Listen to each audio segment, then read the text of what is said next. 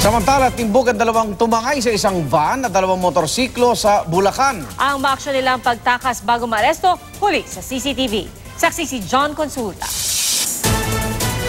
Nauwi sa habulan sa Bulacan ang pagkatakas sa mga otoridad ng mga umunoy carnapper sakay ng hininalang kinarnap na sasakyan. Sa isang punto, napahinto ang inahabol na van pero lumabas ang mga sakay at tumakbo. Naaresto pa rin sina Danilo Santiago at Rosal Manansala at na-recover ang sasakyan. Pero laking gulat nila dahil sa loob ng van, meron pang dalawang motorsiklo. Lumabas na nirenta ng mga suspect ang van para umano-manundo ng mga kamag-anak noong March 11 pero hindi ito binalik. Masyadong perwisyo ginawa sa akin, sir. Ginamit ang van para isakay ang mga kinanap ng motorsiklo kabilang ang isang binalak ibenta sa Quezon Province. Pero pinagpasya ang chop-chopping na lang sana.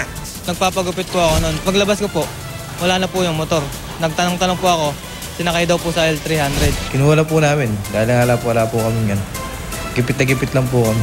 Yung mga nabiktima pa nito ay magsadya lamang sa ating himpilan dito sa Bulacan para mapailan pa rin ang kaso.